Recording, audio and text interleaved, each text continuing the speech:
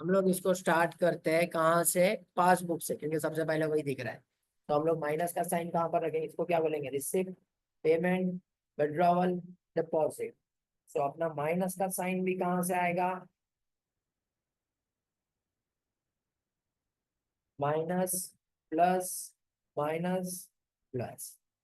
अब क्या देखे रखा है, she has issued a cheque amounting to ₹1,60,000 out of which only 64 were presented. ठीक है ना, 1,60,000 का हम लोग ने चेक इश्यू किया है, तो we will write payment side. Passbook में कितना आएगा, 64 विड्रॉवल साइड। तो दोनों का डिफरेंस हम क्या बनाएंगे, बॉक्स, बॉक्स में जो भी दोनों का डिफरेंस आएगा उसको ट्रांसफर करेंगे। फिर दिया है, she received a check of 10,000 which she recorded in cash book but forgot to deposit। मतलब एक चेक हमको मिला है 10,000 का, हमने रिसिप्ट साइड पे लिख दिया रहेगा, बट forgot to deposit। अब डिपॉजिट करना ही अगर भूल गए, tell me one thing, if you forgot to deposit, क्या पासबुक में आएगा क्या? अब पासबुक में आएगा ही नहीं, तो कैश बुक और पासबुक का डिफरेंस डेफिनेटली दोनों अलग दिखाएगा। अब अगर पासबुक और कैश बुक का डिफरेंस ही अलग दिखा रहा है, तो व्हाट वी विल से, हमको कहाँ पर डालना पड़ेगा, बीआरएस के अंदर। तो ये क्या होगा तुम्हारा प्लस, तो हमारा आंसर में 1,60,000, 160 और 64 का डिफरेंस कितना है, -96 +10। A check of 44,000 deposited by her has not been cleared yet। मेरे को सिर्फ फटाफट आंसर लिख के दो यहाँ पर, कि ये जो भी चीज है कौन से बुक में कौन सी साइड पे रिकॉर्ड हुआ रहेगा।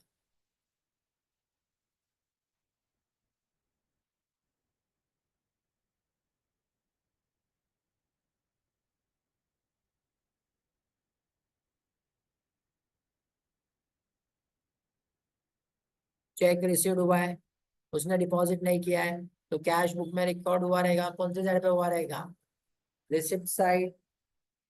तो 44,000, 44,000 के ऊपर का साइन क्या है, प्लस।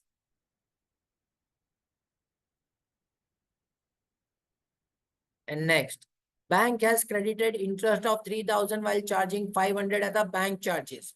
तो अब इसको नेट करके लिखो या इसको ग्रॉस, दोनों अमाउंट लिखो, कोई फर्क नहीं पड़ता है। हम लोग को क्या बोला, बैंक हैज क्रेडिटेड, मतलब बैंक ने क्रेडिट किया है, मतलब पासबुक में क्रेडिट साइड पे आया है। और 500 कहाँ पर आया, विड्रॉवल साइड पे।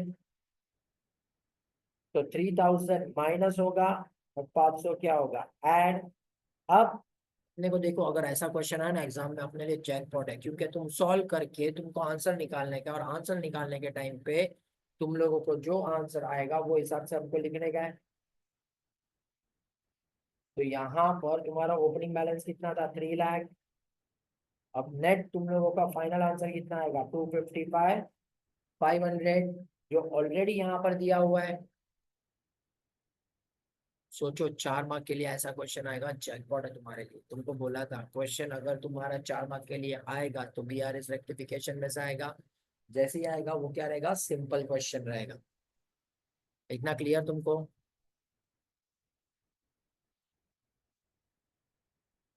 ये क्लियर? तो थोड़ा आगे बढ़ते हैं, और अब किसके बारे में बात करते हैं, स्टॉक वैल्यूएशन के बारे में। ठीक है, stock valuation, inventory. Sir if year end में बीआरएस बनाना है तो do we have to make amended cash book. देखो सो, वो अमेंडेड कैश बुक के बारे में बात किया तो ही बनाओ, बिकॉज इंस्टीट्यूट इसमें अभी भी कभी बनाता है कभी नहीं बनाता है, और कभी कोई सोल्यूशन आता है तो दोनों बना के देता है, कि अमेंडेड कैश बुक के साथ कैसा दिखेगा, अमेंडेड कैश बुक के एंड में कैसा दिखेगा। So if suppose they have asked in the examination ना, तो क्या लिखना, कि तुम लोग पूरा बना लेना, it's your choice, without amended या अमेंडेड कैश बुक, नीचे लिख के आना कि it is and in the absence of information it is the end of the year, therefore we have prepared as per amended cash book, अगर amended cash book से हिसाब से बनाया है। और नीचे बाद में लिख देना, alternatively we can directly prepare a bank reconciliation without amended cash book। Okay, चलो अब चालू करते हैं इन्वेंट्री, स्टॉक टेकिंग के लिए। Ambience limited keeps no stock record, but a physical inventory of stock is made at the end of each quarter and the valuation is taken at cost. तो valuation किस पे लिया है तुम लोग ने? Cost पे. The company's year end on 31st March 24 and their account have been prepared to that date. The stock valuation taken on 31st March 24, however, misleading, and you have been advised to the value of closing stock on 31st March 24 with the stock figure as on 31st December 23 and some other information available to. So question में क्या बोल के रखा है? जो 31st मार्च का stock है ना, that was showing misleading. तो अब यहाँ पर हम लोगों को देखो फिजिकल वेरिफिकेशन के हिसाब से बोलो स्टॉक गोडाउन में है कि नहीं, उसके हिसाब से कैलकुलेट नहीं करने का. 31st दिसंबर का हमारे पास डेटा दिया है और उधर से हमको 31st मार्च का फाइंड आउट करने का. समझ में आया क्या बोला उन्होंने? बराबर. तो अब जो इन्फॉर्मेशन उन्होंने हम लोगों को देके रखा हुआ है 31st मार्च 24 के लिए उन्होंने कुछ इन्फॉर्मेशन देके रखा है. अब the cost of stock on 31st December 23 as shown by the inventory sheet was how much? 80,000. तो स्टॉक कितना देके रखा है हम लोगों को? 80,000.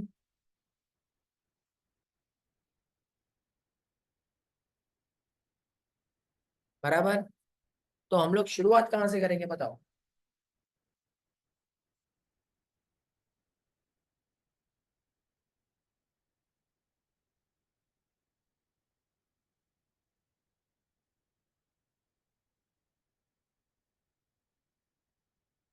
We will start with definitely 80,000 से.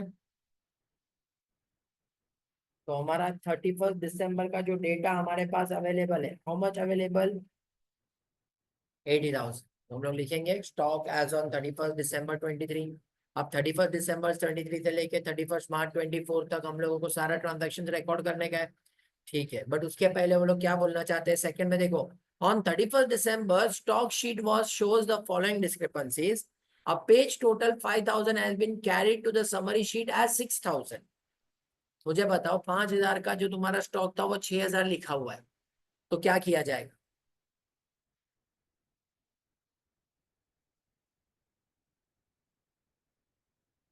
आरती मैडम कुछ क्या सेटिंग ऐसा कर सकते हैं क्या हम लोग के सिर्फ चैट मेरे को दिखे जो लोग मेरे को भेज रहे हैं?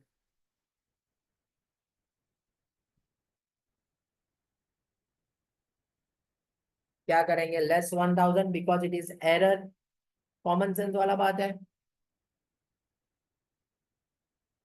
और उसके नीचे देखो क्या बोला है, the total of the page has been undercast by 400. Undercast मतलब हम लोगों ने स्टॉक 400 से कम दिखाया है, तो क्या करेंगे? ऐड 400. Very good.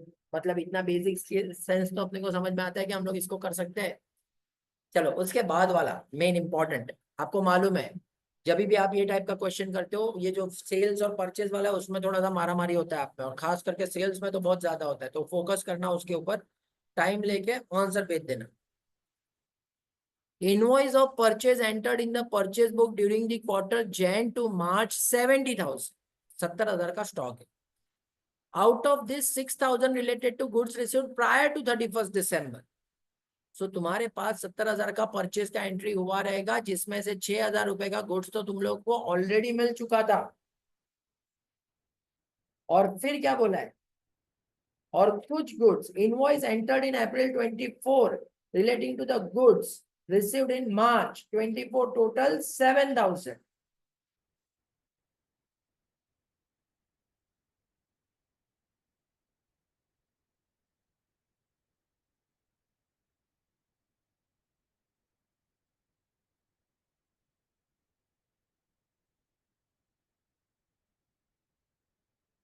अब ये परचेज किया है तुम लोगों ने,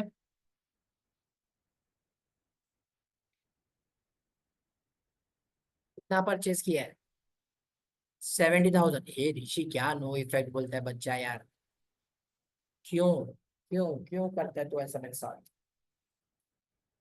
देखो 31st दिसंबर का हमारे पास डेटा है, 31st मार्च तक जाने का है. सो डेफिनेटली तुम लोग ने कुछ ना कुछ तो परचेस किया रहेगा, तो परचेस का एंट्री तो तुमको लिखना ही पड़ेगा. अग्रीड और नॉट? तब जाके 31 मार्च का स्टॉक पे आके तुम खड़े रहोगे। तुम कहाँ पर हो? 31 दिसंबर पे। तुमको जाना कहाँ पर है? 31 मार्च पे। तो इस टाइम पीरियड के दौरान जितना भी परचेज किया रहेगा उसको ऐड तो करना पड़ेगा, बराबर। अब 70,000 में पूरा ऐड करने जा ही रहा था कि उसमें से उसने क्या बोला कि 6,000 तो 31 दिसंबर के पहले मिल चुका है।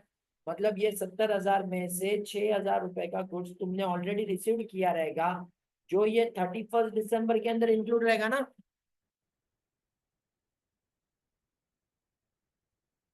बराबर। और उन्होंने क्या बोल के रखा हुआ है, 7,000 रुपए का गुड जो है वो भी रिसीव्ड हो चुका है। अब रिसीव्ड हो चुका है तो गोडाउन में तो है। तो हम क्या करेंगे, 70,000 माइनस 6,000 प्लस 7,000, बराबर एवरीवन। 10 मार्क के लिए क्वेश्चन है और क्वेश्चन बहुत सिंपल है।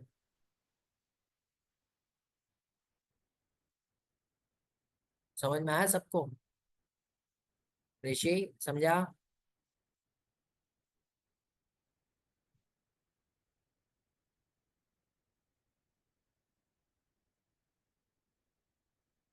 देखो, हम, हाँ ठीक है।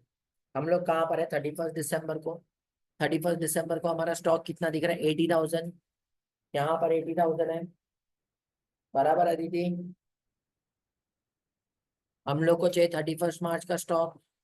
सो 80,000 31 मार्च से लेके 31 दिसंबर से 31 मार्च जाने का है। तो कुछ ना कुछ तो परचेस किया रहेगा ना। तो अगर कुछ नहीं बोलता तो जो भी परचेस किया उसको मैं क्या करता, ऐड। अग्रीड। तो 70,000 को मैं क्या करने जा रहा हूँ, ऐड। बट उन्होंने क्या बोला, ये 70,000 में से 6,000 रुपए का गुड्स, देखो 6,000 रुपए का गुड्स जो भी है, it is received prior to 31 December 2003। It means वो इसके अंदर इंक्लूड रहेगा। तो मैं अभी 70,000 को ऐड करेगा तो 6,000 का 2 बार एंट्री हो गया, चलेगा क्या? तो इसके लिए हम लोग क्या करेंगे यहाँ पर, 70 में से 6,000 माइनस करके ऐड करेंगे। और साथ में उन्होंने क्या बोल के रखा हुआ है,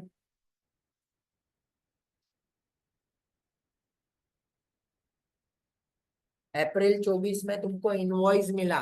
तो तुम क्या बोला सर, अप्रैल 24 में इनवॉइस मिला तो अप्रैल में एंट्री पास करेंगे। एंट्री कभी भी पास करो, 31 दिसंबर का क्लोजिंग स्टॉक में तो पड़ा रहेगा ना तुम्हारा। तो हम लोग को तो क्लोजिंग स्टॉक निकालने का है। तो 31 दिसंबर का क्लोजिंग स्टॉक जब देखने को जाएगा तो ये 7,000 भी उसके अंदर आना चाहिए। सो 70,000 माइनस 6,000 प्लस हाउ मच, 7,000। समझा? इसने भी मेरे को बोला था एक बार फिर से एक्सप्लेन करो। चलो ग्रेट। ज्यादा टाइम वेस्ट नहीं करके आगे बढ़ेंगे फटाफट, बहुत कुछ करने का अपने को। अब sales invoice to customer total 90,000 from Jan to March 24। Of this related to goods dispatch before 31st December 23. Good dispatch to customer before 31st March 24 but invoiced in 24 totaled 4,000। तो सबसे पहला चीज, ये किसके बारे में बात चल रहा है, सेल्स के बारे में। अब जब सेल्स के बारे में बात चल रहा है तो we have to focus that sales करना है, मतलब जितना भी मेरे पास स्टॉक रहेगा उसमें से ये चीज कम होएगा तो मुझे माइनस करना पड़ेगा। अगर सीधा साधा क्वेश्चन रहता तो मैं -90,000 करके खुश हो जाता। बट यहाँ पर -90,000 नहीं कर सकता क्योंकि 90,000 में से ऑलरेडी तुम लोगों ने 5,000 का तो बेच दिया था दिसंबर में ही। कितने का बेच दिया था?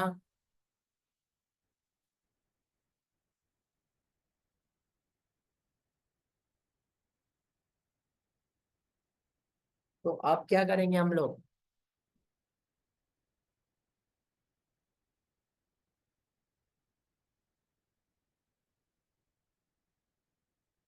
बताओ जरा। अरे हम एकदम फॉर्म में आज। किसी के साथ बैठा है मेरे को लग रहा है। हाँ अरब,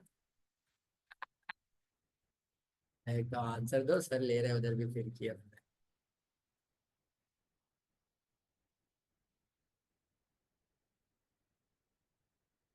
जीपी, हाँ बराबर है, तेरे हिसाब से बराबर है। हाँ जीपी मार्जिन करेंगे ना 100, पहले से हम लोग टोटल अमाउंट तो देख ले, फिर उसके बाद जीपी मार्जिन को एडजस्ट करेंगे। जीपी मार्जिन का बात ही नहीं किया अभी तक।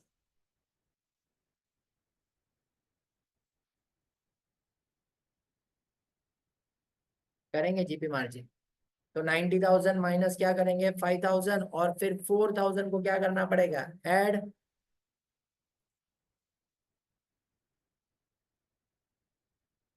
तो अब देखो, हम लोग क्या निकाल रहे हैं यहाँ पर, क्लोजिंग स्टॉक का बारे में बात कर रहे हैं। ये जो भी सेल्स मार्जिन, ये जो भी है, ये किसके ऊपर रहेगा, प्रॉफिट के ऊपर। तो डेफिनेटली ये सेलिंग प्राइस है। सेलिंग प्राइस में से प्रॉफिट माइनस करेंगे तब जाके क्या आएगा हमको, कॉस्ट। तो अब जीपी मार्जिन का बात करेंगे, जिसके लिए हमेशा क्वेश्चन स्पेसिफाई करेगा कि जीपी मार्जिन कितना है। तो जब हम लोग बात करते हैं 25% ऑन कॉस्ट, तो 25% इट मीन्स 1/4 ऑन कॉस्ट, तो 1/5 ऑन सेल। तो जब हम लोग क्लोजिंग स्टॉक में से माइनस करेंगे, तो हम 90 - 5 + 4 मतलब 89,000 नहीं करेंगे माइनस, 89,000 में से जीपी मार्जिन निकाल के माइनस करेंगे। याद है ना ये सब चीज।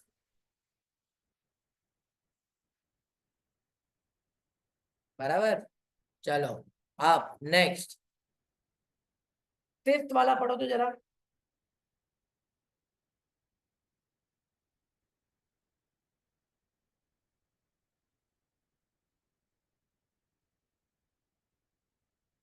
During the final quarter credit note at invoice value 1,500 had been, ध्यान से पढ़ो क्या बोला है, क्रेडिट नोट इश्यू किया, हमने क्रेडिट नोट इश्यू किया, हमने क्रेडिट नोट इश्यू किया टू दी कस्टमर। इसका मतलब ये किसके बारे में बात चल रहा है, सेल्स रिटर्न। जैसे ही सेल्स रिटर्न हुआ मतलब वो 31 दिसंबर के स्टॉक में नहीं था, बट 31 मार्च के स्टॉक में आएगा।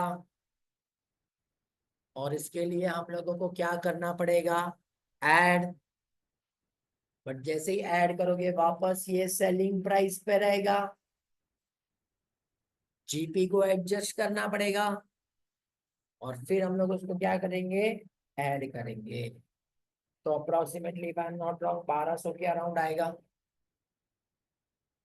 और जो भी आएगा उसको हम क्या बोलेंगे, that will be the amount of stock on 31 March 2024।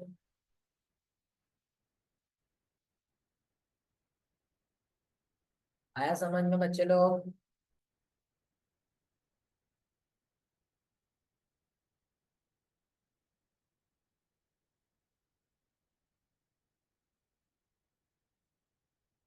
Everyone clear. देखो 10 मार्क का स्टॉक वैल्यूएशन चैप्टर में ये भी अच्छा है। ठीक है, अब उसके बाद सिर्फ एक बार गो थ्रू करो क्वेश्चन 2B, एक बार गो थ्रू करो।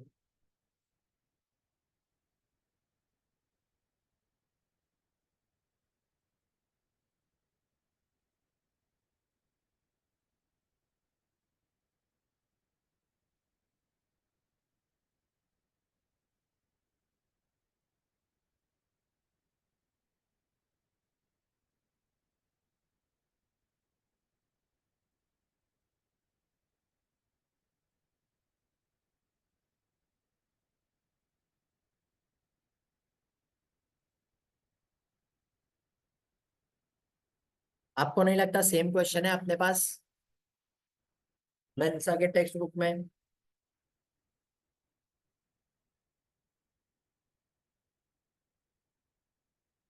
रिड्यूसिंग बैलेंस मेथड वाला, सिर्फ बीच में से चेंज कहां पर हो जाता है, जब उन्होंने क्या बोला है, अडॉप्ट WDV टू चार्ज 15%। तो question is on normal question, और साथ में क्या है, change in method of depreciation. अब change in method of depreciation में स्ट्रेट लाइन से डब्ल्यूडीवी भी हो सकता है या डब्ल्यूडीवी से एसएलएम भी हो सकता है। अपने को कहीं पर भी कुछ फर्क पड़ता है क्या? हमने क्या बोला था, जब कभी भी चेंज होगा तो जिस ईयर में चेंज होगा और रिमेनिंग लाइफ लेना देना है। Change in method always a prospective effect, always a which effect? Prospective. It means जितना अमाउंट तुम्हारे पास डब्ल्यूडीवी में बाकी रहेगा उतना फ्यूचर ईयर में डिप्रिशिएट करने का। याद है ना तुमको ये सब? पिताजा ताजा चैप्टर हुआ था अपना।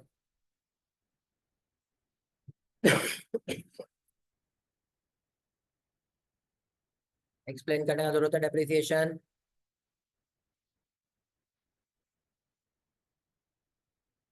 है तो हाँ बोलने का, नहीं तो ना बोलने का, फटाफट।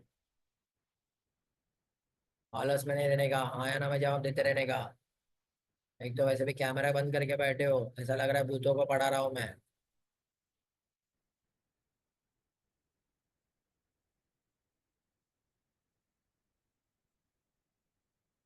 चलो question number 3। Question number 3 single entry system के ऊपर क्वेश्चन है। अगर तुम लोग को ध्यान में आएगा तो जो भी सिंगल एंट्री सिस्टम है उसमें दो मेथड होते हैं। एक होता है स्टेटमेंट ऑफ अफेयर्स मेथड और दूसरा कौन सा होता है? Conversion method. अगर तुम ध्यान से देखोगे, जब भी तुम्हारे पास क्वेश्चन में इंफॉर्मेशन रहेगा purchase, sales, income, expense, it means they will talk about conversion method. तो वो लोग किसका बात करेंगे? कन्वर्जन मेथड का। अब अगर तुम लोग ये क्वेश्चन को ध्यान से देखोगे, क्या कहीं पर भी इंफॉर्मेशन है परचेज सेल्स वगैरह का? तो हमेशा ये कौन सा मेथड रहेगा? Statement of affairs method. और स्टेटमेंट ऑफ अफेयर्स मेथड में you know it very well, क्या करना होता है आपको? दोनों साल का क्या बनाने का होता है? बैलेंस शीट बनाने का होता है। दोनों साल का जैसे ही बैलेंस शीट बनाओगे तो आपको क्या मिलेगा? कैपिटल। बैलेंस शीट मतलब statement of affairs. Statement of affairs क्यों बोलते हैं, पता है इसका reason? Why it is to be called the statement of affairs? Because जितना भी डेटा हमारे पास दिया हुआ है या जितना भी इंफॉर्मेशन हमारे पास है, इट इज नॉट एक्चुअल।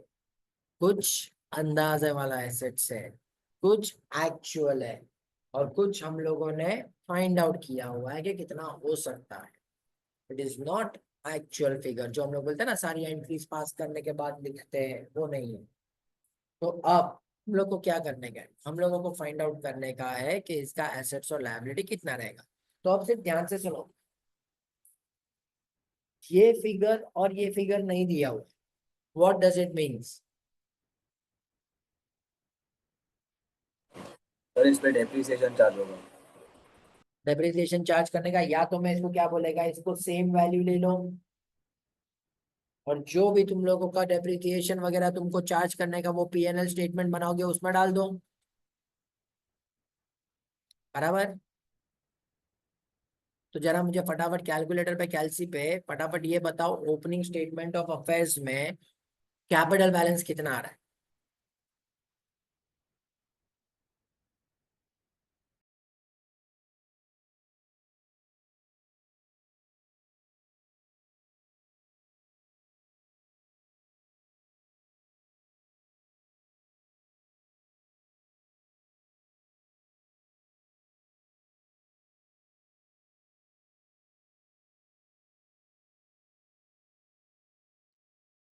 जरा कैलकुलेटर पे निकालो फटाफट, ओपनिंग स्टेटमेंट ऑफ अफेयर्स का कैपिटल कितना आ रहा है?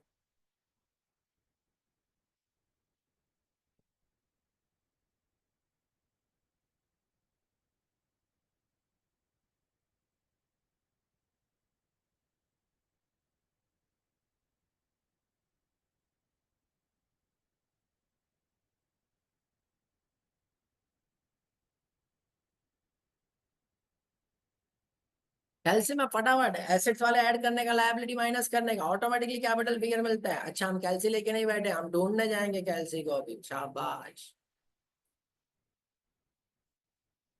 तो कितना आया? 301,500।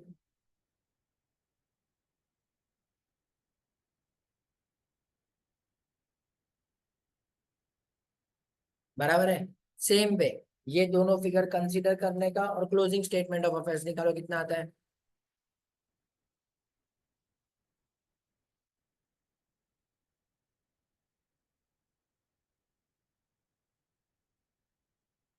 मार्वलस।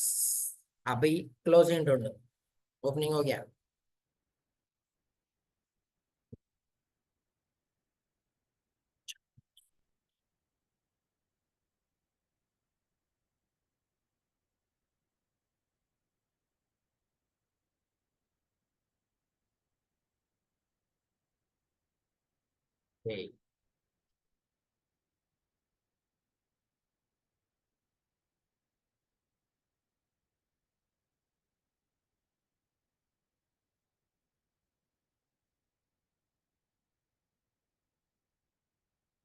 अलग अलग फिगर आ रहा है।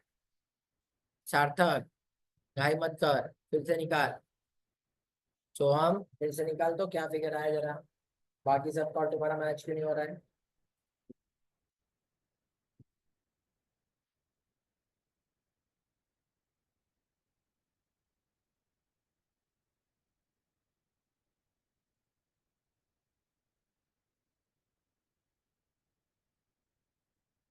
56250। मोस्ट ऑफ आंसर वही आ रहा है।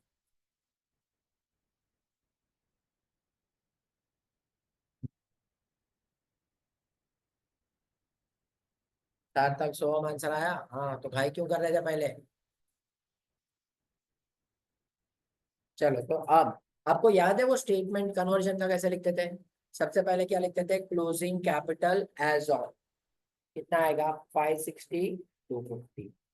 Add drawings during the year, तो ड्रॉइंग्स कितना है 30,000। बराबर।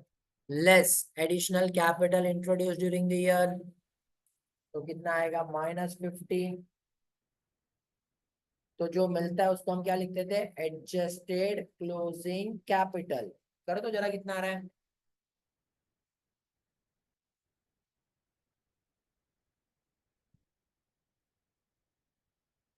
बराबर। हाँ फिर उसके बाद क्या लिखते थे, less opening capital as on.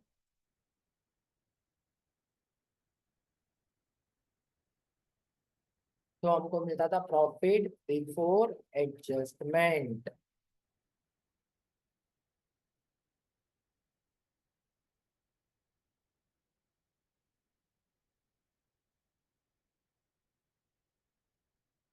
$238।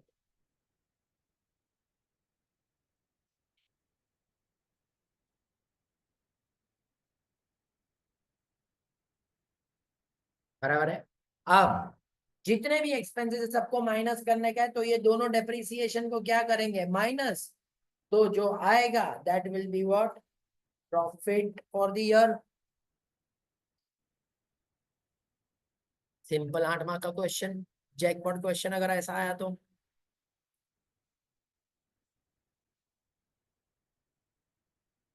Clear everyone.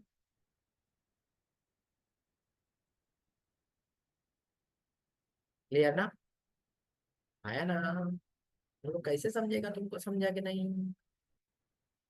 आया ना, लिखते जाने का, एटीट्यूड में नहीं जीने का।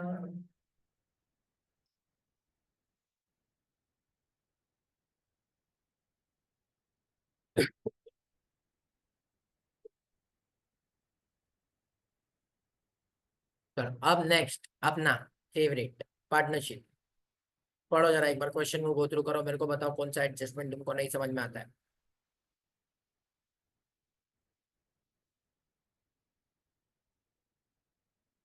फिर बाद में 2-4 क्वेश्चन में पूछेगा जिसका आंसर तुम दोगे। फिर उसके बाद हम लोग करेंगे अगला क्वेश्चन, इसको थोड़ी ना पूरा सॉल्व करने बैठेंगे हम लोग।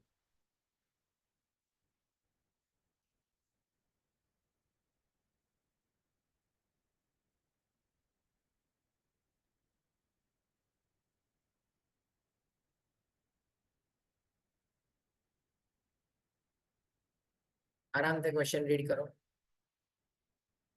कोई काहे मत करोगे गलत आंसर दो।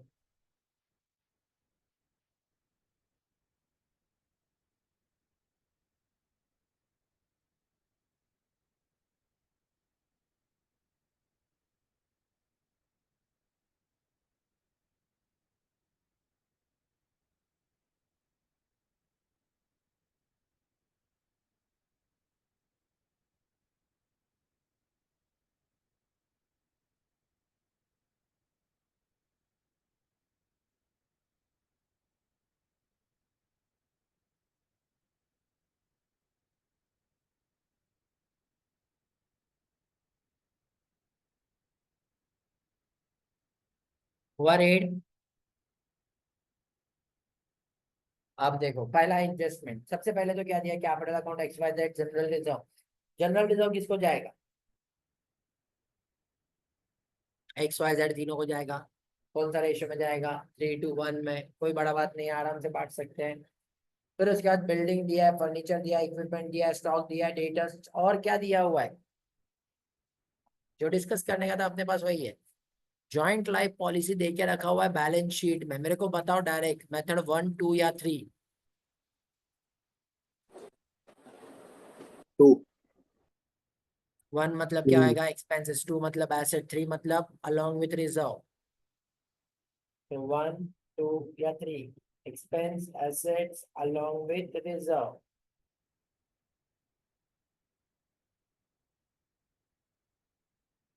कौन सा मेथड है, method number 2, because balance sheet में दिख रहा है तो it is treated as an asset.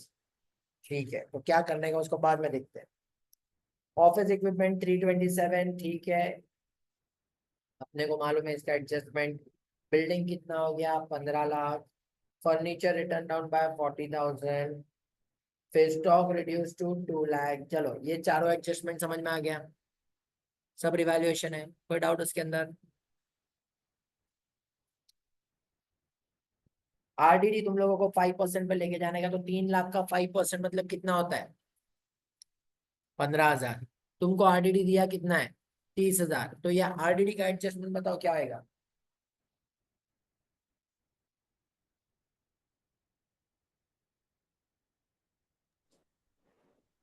पहला 15,000 को क्या करेंगे, लेस फ्रॉम आरडीडी, और ये 15,000 आरडीडी कम करेंगे तो 30,000 का बैलेंस शीट में कितना दिखेगा, 15,000। तो 30 से 15 हो गया आरडीडी, हमारे लिए प्रॉफिट या लॉस, प्रॉफिट। अगर प्रॉफिट तो रिवैल्यूएशन में कौन से साइड पे जाएगा, क्रेडिट साइड, बराबर। चलो next question. Surrender value of joint life policy is 1,50,000, Y retire हुआ, surrender value joint life policy का 1.5 लाख रुपया है। तो पहला एंट्री हम क्या पास करेंगे, cash bank account debit to joint life policy account, कितना, 1,50,000। Agreed. Joint life policy 160 debit था, क्रेडिट कितना हुआ 150, 10,000 का क्या हो गया, लॉस। ये लॉस कौन उठाएगा, तो entry JLP account debit to X Y Z. कौन सा रेशियो, ओल्ड रेशियो। तुम ऐसा भी लिख सकते हो, cash bank 150, joint life policy 150, 10,000 रुपए का लॉस, तो वो लॉस को रिवैल्यूएशन में भी डाल सकते हो। बट हम लोग किस में डालते हैं हमेशा, पार्टनर्स के कैपिटल में। इसके लिए क्या लिखा, cash bank to JLP, JLP to X Y Z. Understood. जरा गुडविल का वैल्यू निकालो, what is the value of goodwill, फटाफट कैलसी में।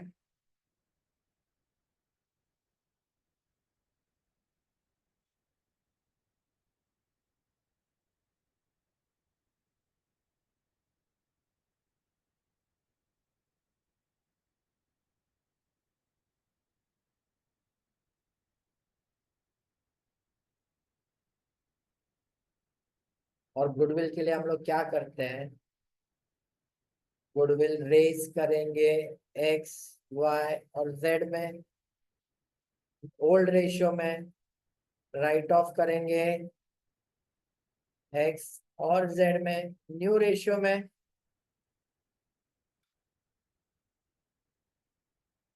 फिर जर्नल एंट्री बनेगा हमारा। जरा एक्स और जेड के बीच में न्यू रेशियो क्या है, दिया है क्या कहीं पर,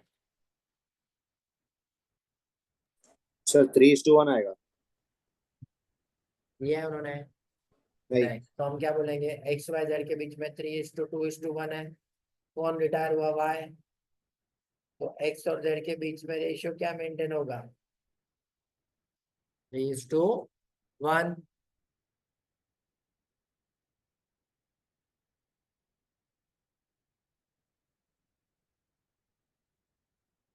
अंडरस्टूड?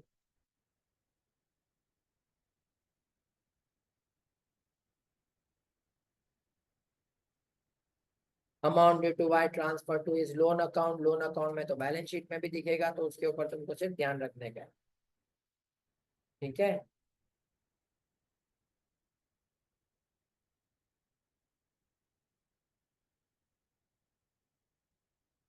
क्लियर? करेक्ट। आया समझ में सबको ये?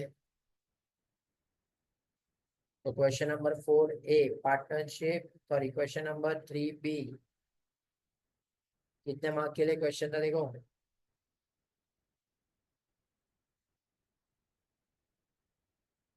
12 मार्क। इंस्टीट्यूट का ये ना मॉडल टेस्ट पेपर, डेफिनेटली ऐसे ही क्वेश्चन तो पूछना चाहिए उन लोग तुमको, क्योंकि बोला है तुमको उन्होंने, कुछ अलग पूछेगा नहीं, टेंशन नहीं लेने का। चलो क्वेश्चन नंबर 4A 8 मार्क के लिए क्या दे के रखा है उन्होंने? डिसोल्यूशन, तुम्हारा फेवरेट चैप्टर जो 12वीं में भी करके आए थे। क्वेश्चन गो थ्रू करो, कुछ नया लगे तो मेरे को बताओ।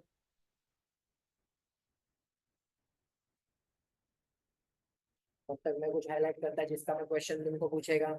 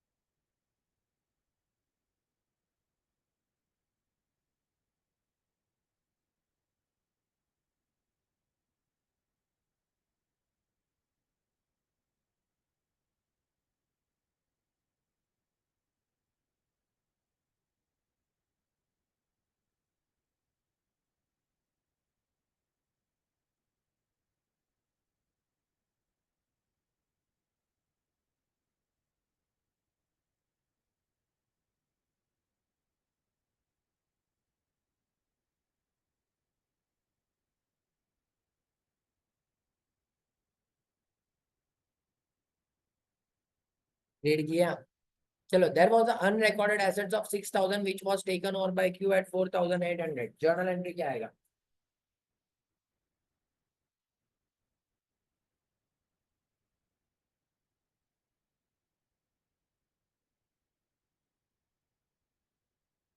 Taken over by whom? Q. तो Q's capital account debit to क्या आएगा? Realisation account. Agreed? Q's capital account sir, वो जेएलपी वाले में कैश 1,50,000 ऐड होगा, बिकॉज सोल्यूशन में नहीं ऐड किया था, डेफिनेटली ऐड होगा वो। मैं चेक कर लेगा एक बार सोल्यूशन फिर भी, क्योंकि सरेंडर किया तो 1,50,000 मिलेगा ना, वरना टैली कैसे होएगा? तेरा सोल्यूशन बनाने का, बाद में सोल्यूशन देखने का। ठीक है, चलो दूसरे वाले का एंट्री क्या आएगा?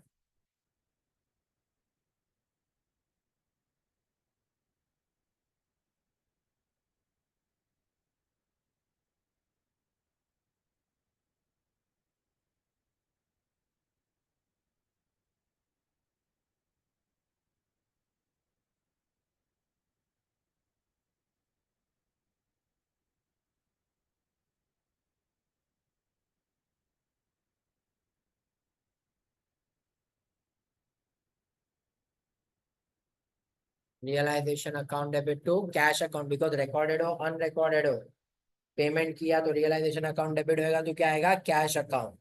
ठीक है, ज्यादा कुछ इसमें है क्या डिस्कशन करने जैसा? दो एडजस्टमेंट अलग दिखा था, दो एडजस्टमेंट को हमने टिक मार्क किया, और कुछ दिख रहा है क्या तुमको क्वेश्चन में नया? Simple question for 8 mark.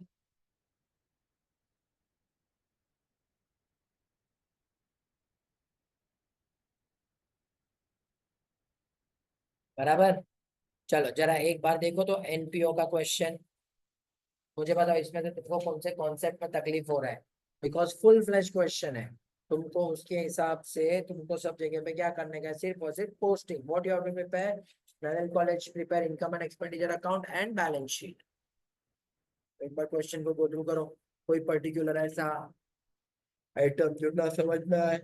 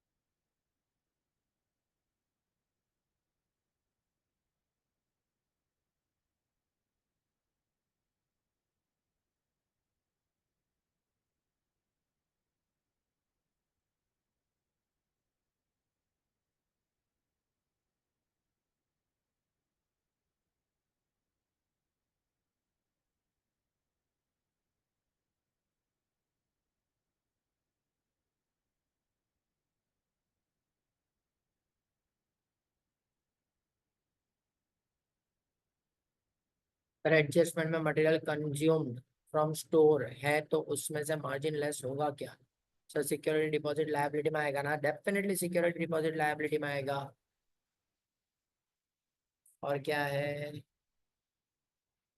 Second adjustment, एक बार एक्सप्लेन करो। हाँ करेगा ना।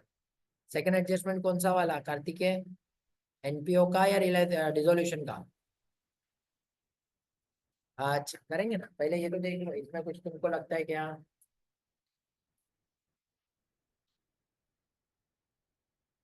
Store selling price are fixed to give a net profit of 15% on selling price. तो स्टोर का आइटम हम लोग जो भी बेचते हैं उसका हम लोग ने क्या करके रखा हुआ है, गवर्नमेंट ग्रांट। वाह, वहां पर दिख रहा है, इसमें तो पहले सब आइटम देखने दो, बाद में एडजस्टमेंट पे आते हैं। सबसे पहले तो कौन सी साइड पे गवर्नमेंट ग्रांट?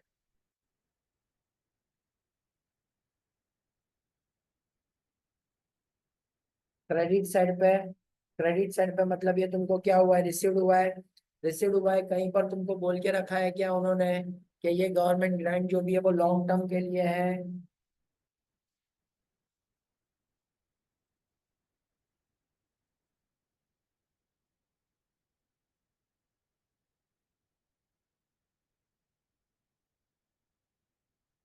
बोला है क्या उन्होंने? नहीं, it means it is assumed as revenue, बराबर। और कुछ?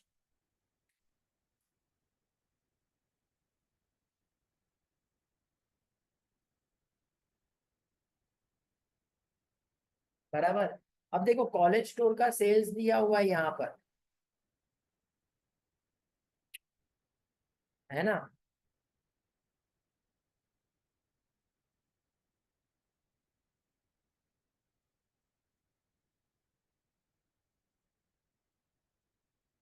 उसके बाद यहाँ पर 15% ऑन सेलिंग प्राइस दिया हुआ है। जरा निकालो तो 7,60,000 पे 15% कितना आता है?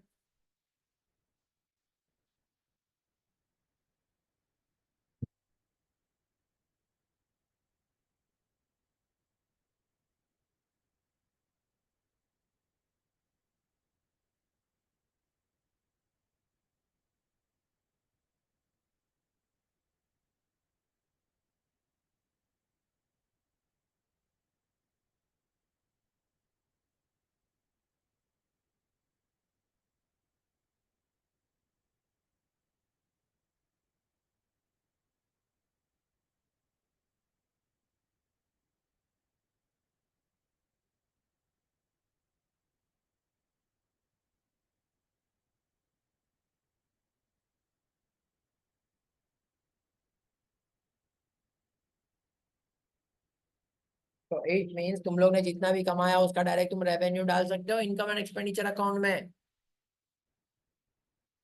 जितना भी प्रॉफिट हुआ उसका।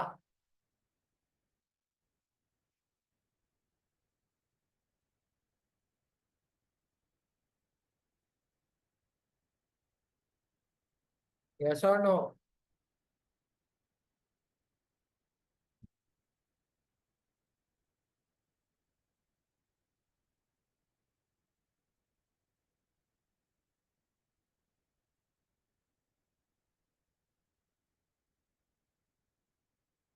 तो डायरेक्ट 7,60,000 का हम लोग क्या करेंगे, प्रॉफिट डाल देंगे, सेल्स दिखा के क्या मतलब है हमको।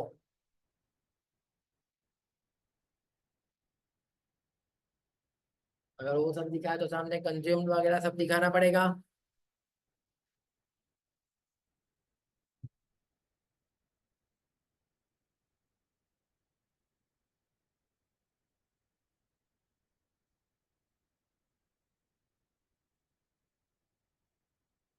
ओपनिंग स्टॉक कितना है मटेरियल वगैरह सबका, 3,10,000। परचेस कितना किया, 8,20,000।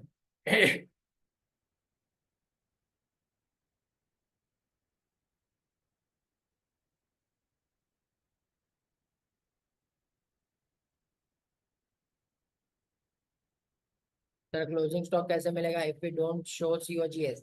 ठीक है ना, सीओजीएस नहीं दिखाएगा तो वर्किंग में तो दिखाई सकता है ना सो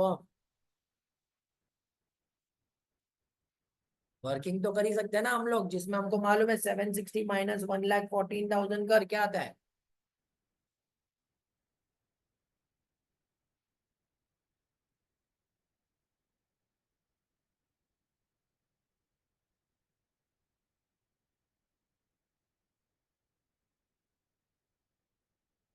कितना आता है।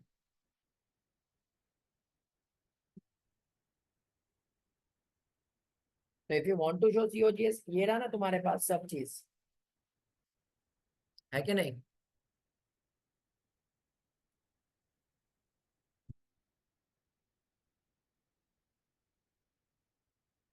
Opening plus purchase less consume क्या मिल जाएगा, सीओजीएस मिल जाएगा तुमको। फिर और भी कुछ यूज हुआ है क्या, और भी कहीं पर यूज हुआ है क्या तुम्हारा स्टॉक वगैरह।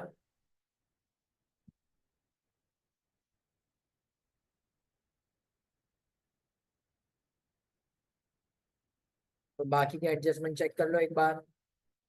Material and supplied consume from college store कितना होता है, इसका टोटल निकालो।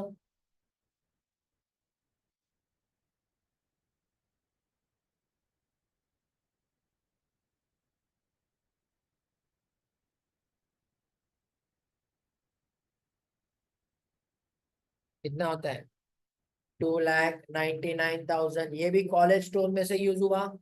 तो तुम्हारा ओपनिंग कितना था, 3,10,000 प्लस परचेज 820 माइनस 2,99,000 जो तुमने कंज्यूम किया, और उसके ऊपर माइनस 6,46,000 जो तुम लोगों का सीओजीएस है। तो जो भी आएगा वो क्या आएगा तुम्हारा अभी, क्लोजिंग स्टॉक। आया समझ में ये चीज।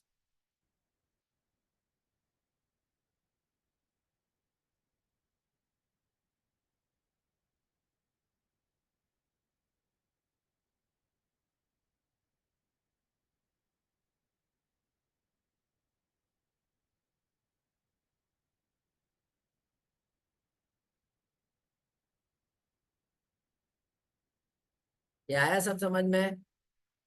और ये सबका करस्पॉन्डिंग इफेक्ट तो एक्सपेंसेस में जाएगा ना।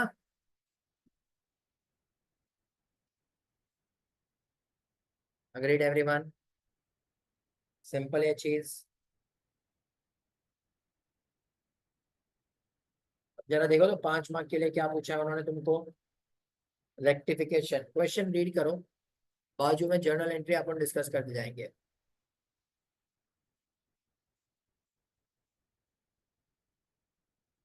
Measures Man Group Art were unable to agree the trial balance as on 31st March and have raised suspense account difference next year. The following error were discovered. तो देखो क्या बोला, next year. Next year का जैसे ही बात किया मतलब कौन सा एक अकाउंट एक्टिवेट हो जाएगा।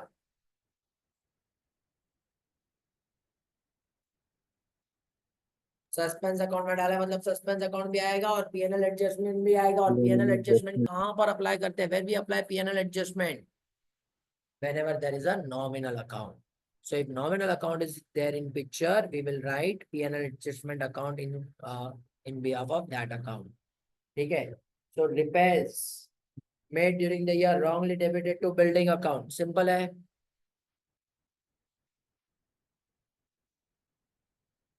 गलती से बिल्डिंग में डाल दिया, कोई problem? PNL adjustment to building account.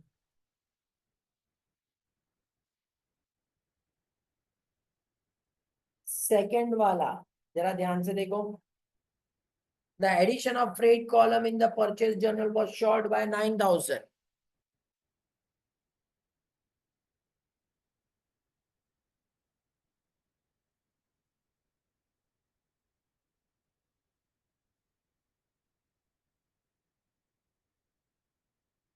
Sir अगर एंट्रेंस फीस के बारे में कुछ नहीं बोला है तो बोलेगा, हमेशा बोलेगा सर, नॉट टू वरी। चलो आगे। PNL adjustment account debit to suspense account. देखो सस्पेंस अकाउंट इसके लिए आएगा पिक्चर के अंदर क्योंकि यहाँ पे वन साइडेड एरर है। तो डेफिनेटली तुम लोग क्या लिखोगे, freight account debit to suspense account. अब फ्रेट अकाउंट की जगह पे कौन सा अकाउंट आ जाएगा, PNL adjustment account.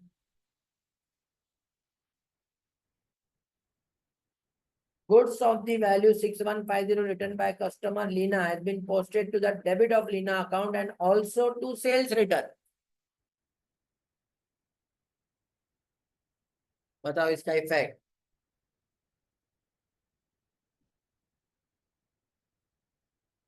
Double effect हुआ है। तो लीना के अकाउंट में क्या होना चाहिए था, क्रेडिट होना चाहिए था, हमने क्या कर दिया, डेबिट। तो जब भी तुम लोग ने गलती से क्रेडिट का डेबिट किया मतलब डबल अमाउंट का इफेक्ट आएगा। तो एंट्री क्या आएगा, सस्पेंस टू लीना। अमाउंट कितना, 6150 into 2, 12,300। Sundry item of furniture sold for 1,80,000 has been entered in the sales book, the total of which has been posted to sales account.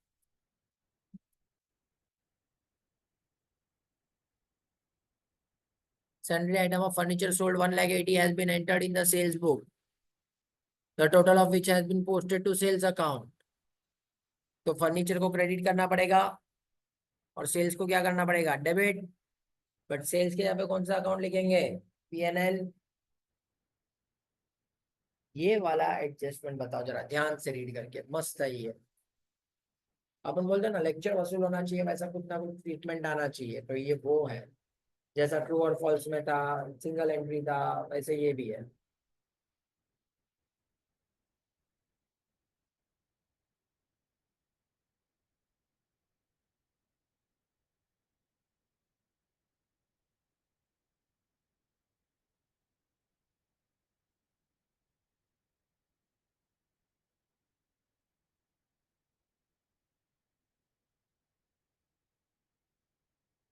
A bill of exchange received from Lucky and Company for 45,000 been returned by the bank as dishonored and had been credited to the bank and debited to bill receivable account.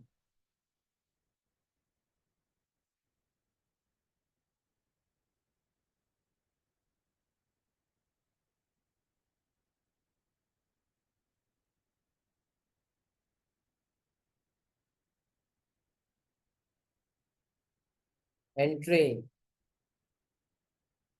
ये messrs mangrove है, ये lucky and company है और ये bank है। अगर कभी भी डिसऑनर होता है हम बोलते हैं बैंक हमारे पीछे है, हम लकी के पीछे है। तो एंट्री क्या आना चाहिए था, लकी टू बैंक, बराबर। ये करेक्ट एंट्री था। हमने क्या एंट्री पास किया, बिल रिसीवेबल टू बैंक। तो सबसे पहला बात, हमने एंट्री पास किया bill receivable account debit to bank account, और हमने कोई गलत एंट्री पास नहीं किया है, बट हमने सिर्फ आधा एंट्री पास किया है।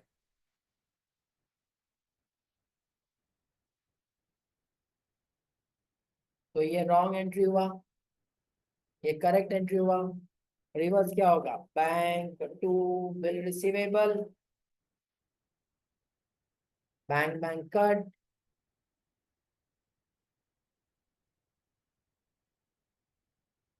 Entry lucky to bill receivable, बराबर बराबर बराबर बराबर।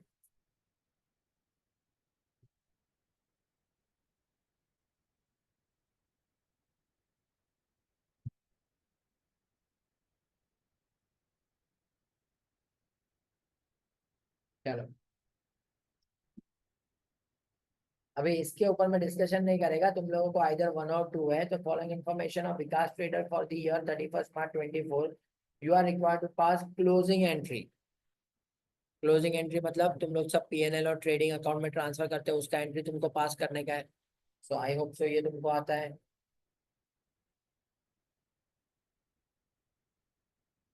बराबर ना।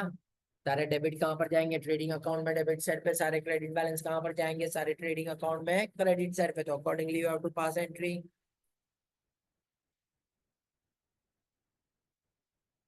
अब जरा ये क्वेश्चन रीड करो तो, मैन्युफैक्चरिंग फाइनल अकाउंट का है। सिर्फ 1 से 2 क्वेश्चन तुमको पूछेगा, सॉल्व नहीं करेंगे, सॉल्व तुम कर लेना आराम से।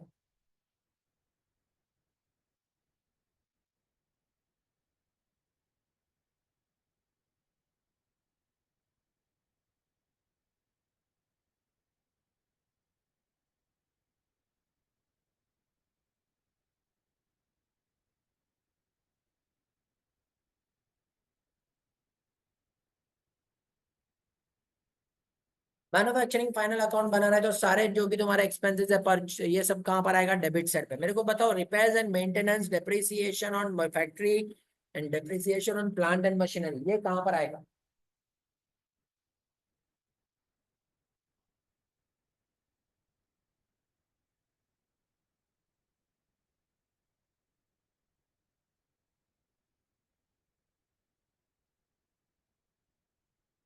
मैन्युफैक्चरिंग अकाउंट बनाया तो ये सब कहाँ पर आएगा, सारे मैन्युफैक्चरिंग अकाउंट में डेबिट साइड पे आएंगे, अंडर फैक्ट्री ओवरहेड्स करके। कोई भी डाउट क्वेश्चन का उसके अंदर।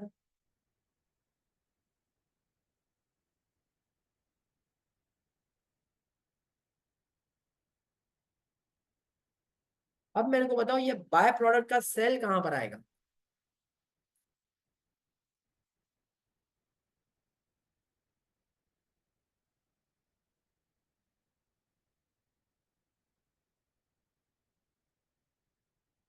बाय प्रोडक्ट मतलब क्या होता है, ऐसा प्रोडक्ट जो हम लोग बनाना नहीं चाहते थे मगर बन गया, वेस्ट। अब इसको हम क्या करेंगे, बेच के पैसा कमाएंगे, which will reduce our cost. तो when I am saying which will reduce our cost, तो हम लोग को क्या करना पड़ेगा, माइनस।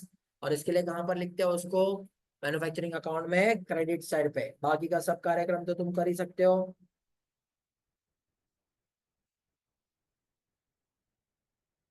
बोनस वाला क्वेश्चन रीड करो एक बार। अगर कभी भी पार्टली पेड अप शेयर्स रहेगा तो क्या बोनस इश्यू कर सकते हो क्या।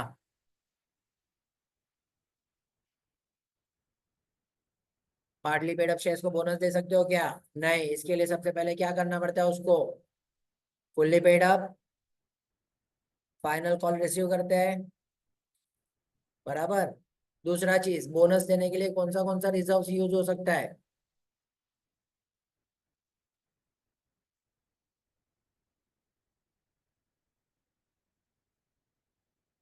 क्या जनरल रिजर्व यूज हो सकता है क्या।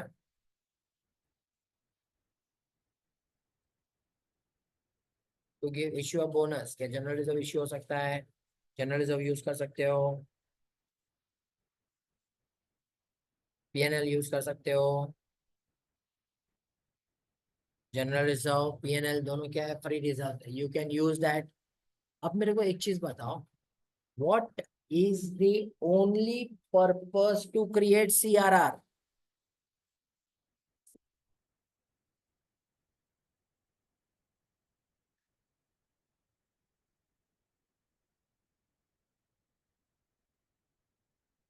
CRR बनाने का रीजन ही क्या था, रिडिम्पशन ऑफ प्रेफरेंशियल में CRR बना देते ना।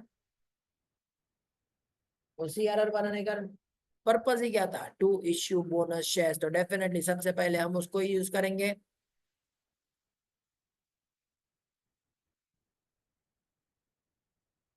तो ये क्वेश्चन बोनस शेयर्स के लिए। बोनस शेयर्स का जर्नल एंट्री, पहले तो तुम उसको फुल्ली पेड अप करोगे, फिर उसके बाद क्या ये क्रिएट करोगे तुम लोग, बोनस टू शेयर होल्डर्स। जिसके लिए CRR सिक्योरिटी प्रीमियम को यूज करोगे तो CRR account debit to bonus to equity share holders, और फिर लास्ट में bonus to equity share holder account debit to equity share capital. यही सीक्वेंस में एंट्री आता है।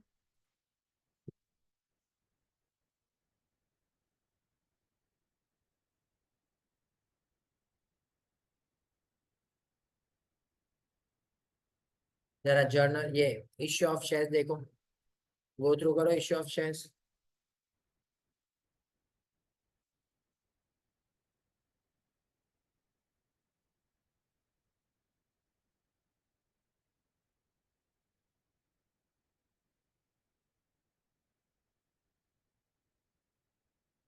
सिमिलर टाइप का क्वेश्चन दिखता है अपने पास।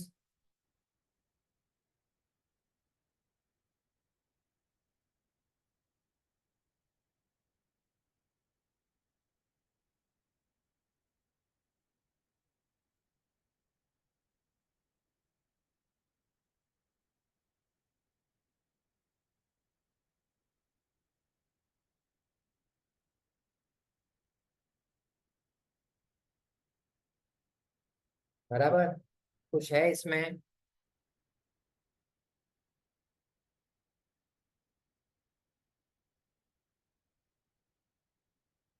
1 2 3 4 मतलब तुम लोग शेयर्स किस पे दे रहे हो, पार पे दे रहे हो।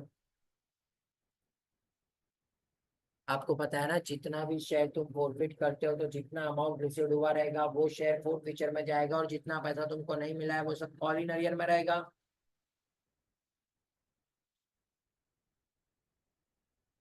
यस और नो, यू नो दैट,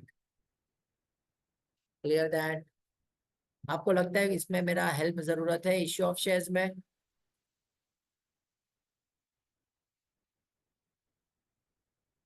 कोई पर्टिकुलर जगह पे ये क्वेश्चन से रिलेटेड?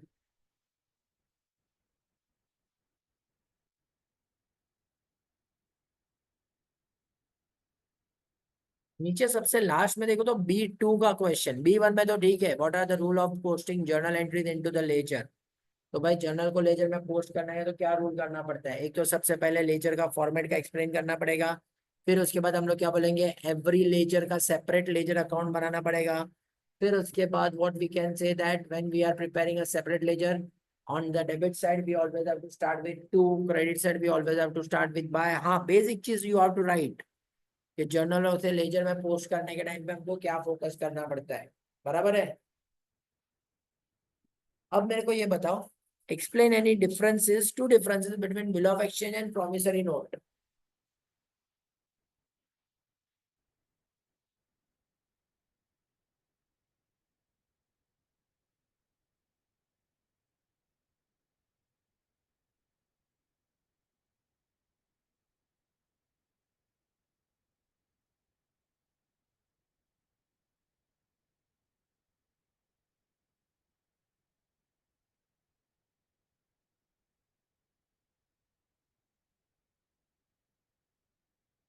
हम क्या बोलेंगे, बिल ऑफ एक्सचेंज और प्रॉमिसरी नोट का डिफरेंसेस में क्या आएगा, तो नंबर वन, प्रॉमिसरी नोट में तुम्हारा सिर्फ दो ही पार्टी रहता है, और बिल ऑफ एक्सचेंज में कितना पार्टी रहता है, तीन।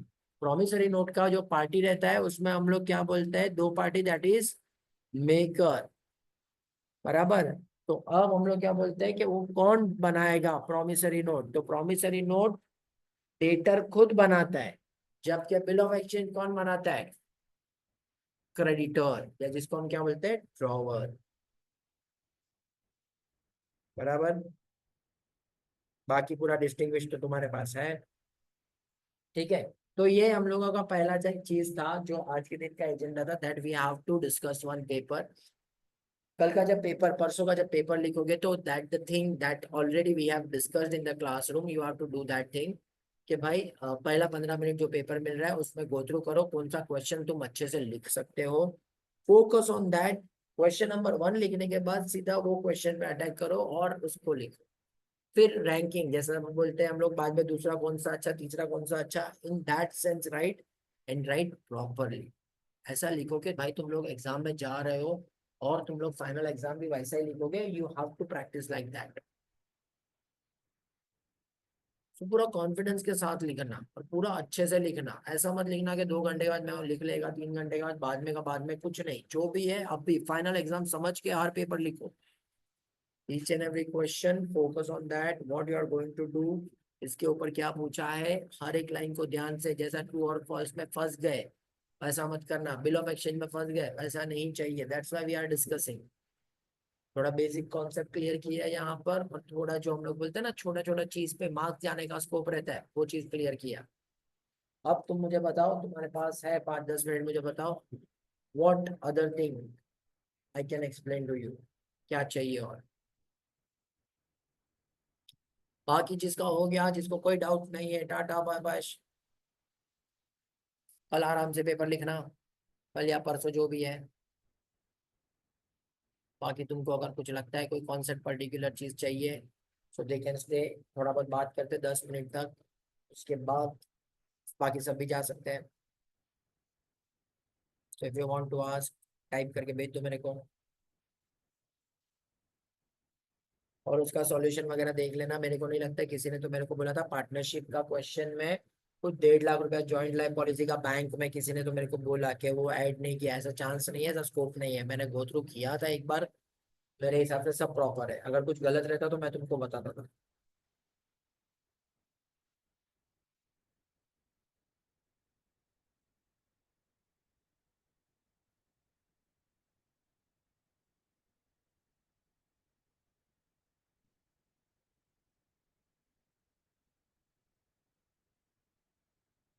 हाँ दिया, जॉइंट लाइफ पॉलिसी का वीडियो मेरा ऑलरेडी ऑनलाइन यूट्यूब पे है। अगर तेरे को पूरा देखने का है तो तू देख सकती है उसके ऊपर।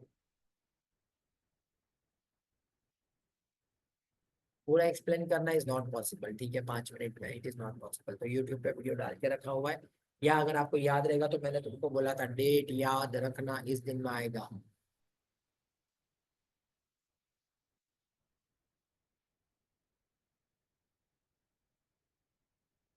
हाँ तू कर सकता है, बट तेरे को वो लिखना पड़ेगा सोहम। नहीं तो वो लोग जनरली क्या फॉलो करते हैं, वो लोग फॉलो करते हैं तुम्हारा नॉर्मल मेथड ही। बट अगर तेरे को करना है तो you have to show, you have to write, लिख देने का। गुडविल का एन्युटी मेथड कैसे बताऊं मैं तेरे को वंश। गुडविल का एन्युटी मेथड का मतलब क्या होता है कि तुम्हारा डिस्काउंटिंग फैक्टर होता है। तो जो क्वेश्चन नंबर 2 में हमने किया था, उसमें तुम लोगों को 10% डिस्काउंटिंग फैक्टर दिया था। तो मैंने क्या बोला था, अगर कोई आज 1 रुपया तुम इन्वेस्ट करोगे तो फ्यूचर में 1 रुपया 10 पैसा बन के बाहर आएगा। तो फ्यूचर का 1 रुपया मतलब आज का कितना। तो हम क्या करते हैं, क्रॉस मल्टीप्लाई। आज ही मेरे को किसी ने तो डाला कि मेरे को वो 1.10 कैसे आया, तो मैं उसको बता दूं कि भाई वो डिस्काउंटिंग फैक्टर है जो क्वेश्चन में दे के रखा हुआ। तो कैलकुलेटर पे शॉर्टकट इसके लिए क्या बोला था कि 1 रुपया अगर तुमको फ्यूचर में चाहिए तो आज कितना इन्वेस्ट करना पड़ेगा। तो हमने ऐसा कुछ लिख के रखा है क्रॉस मल्टीप्लाई के हिसाब से, 1 into 1, 1 / 1.10 इक्वल टू करोगे तो तुमको डिस्काउंटिंग अमाउंट मिलते जाएगा। सब क्वेश्चन में सीक्वेंस मतलब कैसा, क्वेश्चन नंबर 2 बी और 2 ए साथ में आना चाहिए। पहले 2 बी लिख फिर 2 ए लिख चलेगा, बट क्वेश्चन नंबर 2 बी और फिर क्वेश्चन नंबर 3 सी लिखेगी तो नहीं चलेगा।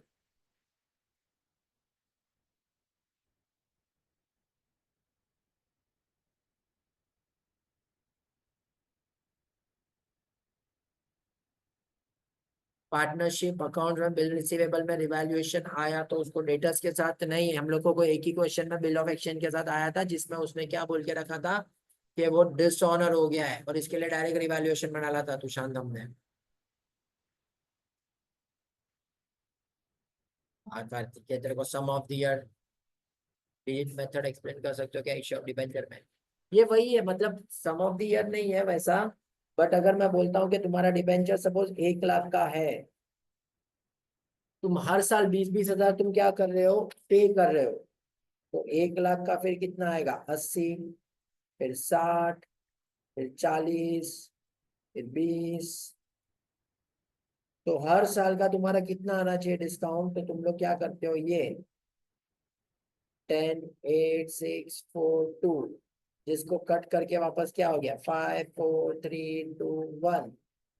तो जैसा हम अभी जैसा normal sum of the real digit method करते थे वैसे पहुंच गया। हाँ तुषांत।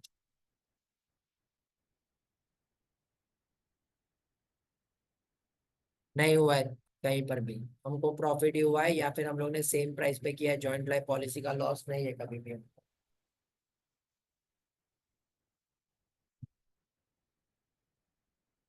हाँ तुषांत, तो भी उसको रिवैल्यूएशन में करने का। एक ही मिनट है रोशनी।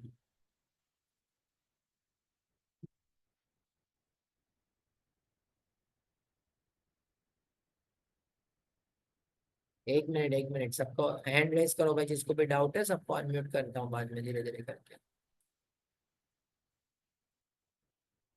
बोल रोशनी। सर मुझे एडमिशन के सम नंबर 14 में डाउट है। क्या डाउट है? सर उसमें ना increase the capital base to, उसमें अमाउंट दिया, मतलब कि उसमें क्या करना, गुडविल कैसे निकालना समझ नहीं रहा है। क्या क्या? तो स्क्रीन शेयर करूँ? कर कर।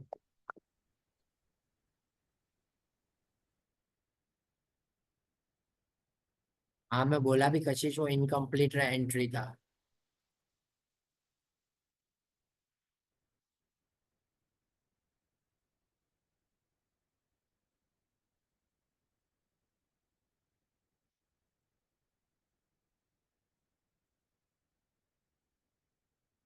बड़े आंसर शीट में जेएलपी उन्होंने, हाँ चलेगा ना, मैंने एक्सप्लेन करने के टाइम पे भी बोला था कार्तिक है, तुम डायरेक्ट उसको जेएलपी में और रिवीजन में डालोगे तो भी चलेगा। बट हम हमेशा कहाँ पर डालते हैं, है ना? हम कहाँ पर डालते हैं, पार्टनरशिप में। तो अपन उसको पार्टनर सॉरी पार्टनर्स के कैपिटल में, तो हम उसमें ही डालेंगे उसको। सो हम बोल तब तक तेरा डाउट। सर एडमिशन का 6th क्वेश्चन है, उसमें मेरे को डाउट है। अच्छा। 6th क्वेश्चन एडमिशन का मेंसा नोट्स में है सर, वो sharp head wise head block head वाला, वो नाम क्या है उसका? शार्प हेड वाइज हाँ हेड बोल, ब्लॉक हेड। क्या डाउट है बोल। सर उसमें जो भी हम लोग ने रेक्टिफाई किया था एरर्स, तो सर उसका जनरल रिजर्व पे इफेक्ट नहीं आएगा क्या? कैसे आएगा है उसका जनरल रिजर्व में इफेक्ट, बता। बिकॉज जनरल रिजर्व का मतलब ही क्या होता है? प्रॉफिट में से कुछ अमाउंट हम लोग साइड पे रखा रहेगा, वो जनरल रिजर्व में रहेगा। हाँ सर। हाँ तो प्रॉफिट जो भी तुम्हारा चेंज हुआ उसमें जनरल रिजर्व में ट्रांसफर किया है, कहाँ पर बोला है? हाँ ऐसा बोला तो नहीं है सर, तो कैसे जाएगा? पर अगर बोला होता तो शायद कुछ हम लोग चेंज बोला करते होता हैं। तो पूरा क्वेश्चन ही बदल जाता। मतलब क्या होता वहाँ पे? अरे मगर होगा ही नहीं ना, अगर तुम लोग का करेक्टेड प्रॉफिट है, तुमको बोलेगा कि 10% उसमें से डालने का है, तो भी तुम्हारा जो करेक्टेड प्रॉफिट निकाला और गुडविल से रिलेटेड है उसका जनरल रिजर्व में इम्पैक्ट आता है नहीं, क्योंकि जनरल रिजर्व ऑलरेडी घूम फिर के कहाँ पर जाने वाला है, पार्टनर्स कैपिटल में। हाँ। तो तुम जनरल रिजर्व में पहले ट्रांसफर करो और फिर उसके बाद तुम उधर से पार्टनर्स में ट्रांसफर करो। उसकी जगह पे डायरेक्ट जो तुम्हारा करेक्टेड प्रॉफिट आया वही पार्टनर्स कैपिटल में ट्रांसफर नहीं करोगे तुम? हाँ सर वही जाएगा फिर। तो फिर समझा, यस। सर रोशनी स्क्रीन तेरा। शेयर करूँ? हाँ कर। एक ही मिनट है निशिका।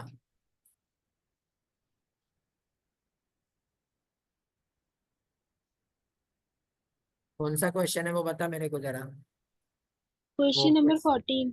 नाम बोल।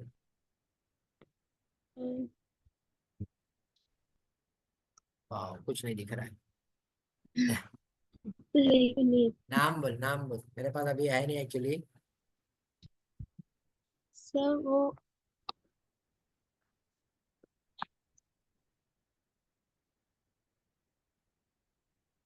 पार्टनर्स का नाम बता, मेरे पास अभी क्वेश्चन फिलहाल नहीं। पार्टनर्स ए बी और सी है, वो तीन छोटा सा पार्टनर्स है। क्वेश्चन जो है वो। हाँ, हाँ जो सबसे उसमें। लास्ट वाला क्वेश्चन है। हाँ उसमें क्या चाहिए तेरे को बच्चा? सर उसमें ना उसमें हिडन गुडविल का जो कॉन्सेप्ट आप पढ़ाए थे वो लगाना है। हाँ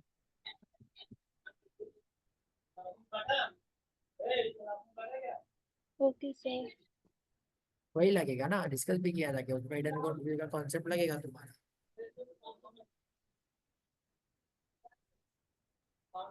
सर अथर्व मतलब कि हमेशा उसमें बोल ऐसे करेंगे एक ना। ही मिनट, अथर्व वो हमेशा बोलेगा, नहीं तो फिर तुम लोगों को डायरेक्टली इनकम में ट्रांसफर कर देने का, ठीक है। तो अब ये हाँ। देखो,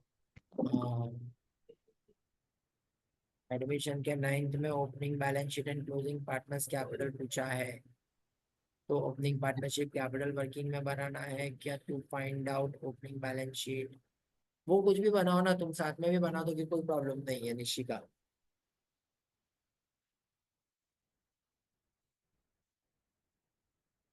अब बोल, अभी कहाँ पर गई रोशनी, इसकी रोशनी किधर गई, बोल। सर उसमें ना जो हिडन गुडविल में मतलब कि जो दो पार्टनर रहते हैं उनके अमाउंट पे मल्टीप्लाई बाय जो नया पार्टनर रहता है उनका शेयर्स करेंगे ना। देखो हिडन गुडविल का क्वेश्चन हम लोग करवाया था, तभी हम लोग क्या बोलते थे, पहले तो हम लोग फाइंड करेंगे कि नए पार्टनर को कितना शेयर मिला है, फिर हम बोलेंगे कि ओल्ड पार्टनर का हाँ। कैपिटल के हिसाब से नया पार्टनर को कितना कैपिटल लेके आना चाहिए था। तो सपोज मैं बोलता हूँ कि 1,50,000 है, और नए पार्टनर को लेके आना चाहिए उसके हिसाब से 40,000, और वो लेके आ रहा है सपोज 55,000, तो जो 15,000 है वो क्या है तुम्हारा गुडविल। हाँ। 15,000 उसका शेयर ऑफ गुडविल, अगर उसका शेयर 1/4 है तो 15,000 इंटू 4, 60,000 पूरे फर्म का गुडविल होएगा। बट अगर वो 15,000 एक्स्ट्रा तुमको मिल रहा है गुडविल का, तो वो तुम क्या ट्रांसफर करोगे दोनों पार्टनर्स को, प्रॉफिट शेयरिंग रेशियो में, सॉरी सेक्रीफाइसिंग रेशियो में, हाँ सर। क्योंकि हाँ गुडविल हमेशा किसमें जाता है, सेक्रीफाइसिंग रेशियो में पार्टनर्स को डिस्ट्रीब्यूट होता है।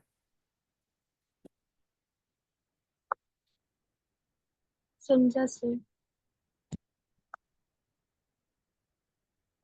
और कोई,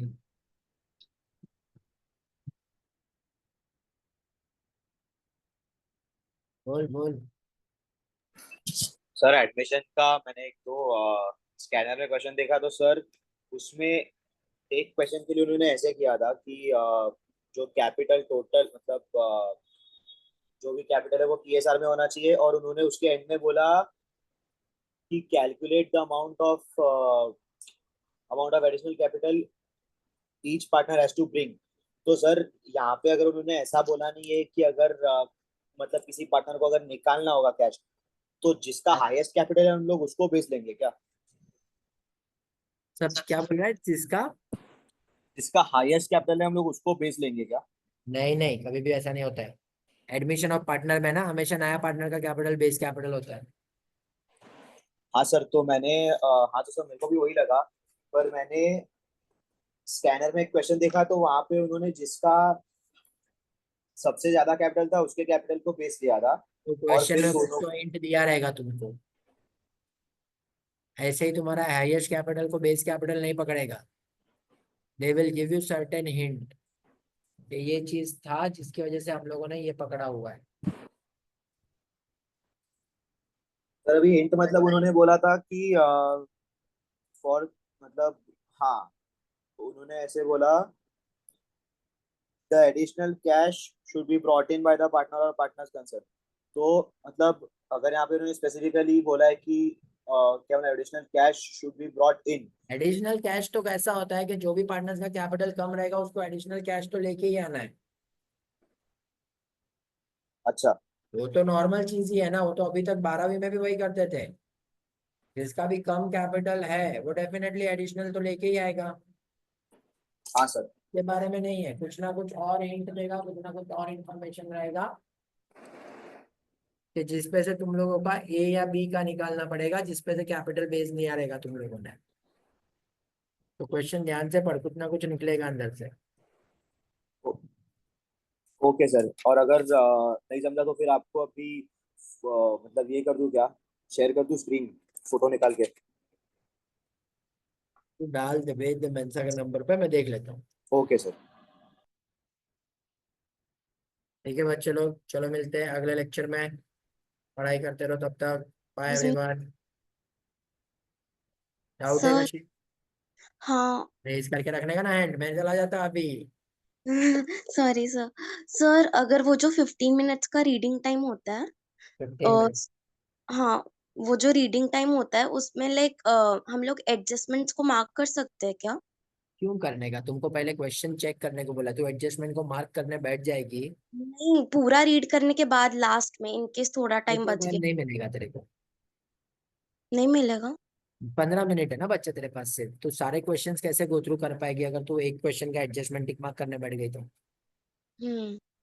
इसके लिए तो तेरे को वही। ऊपर ऊपर से ही देखने का है। तू देख अभी जो पेपर लिखेगी ना उसमें तू करके देख, पहले से हाँ। तू गो थ्रू कर पूरा पेपर। हाँ। ये जो जो प्रीलियम जो रख रहे हैं उसके पीछे का रीजन वही है कि तुमको पता चलेगा एग्जैक्ट 15 मिनट में टाइम कैसा मिलेगा तुमको। हम्म।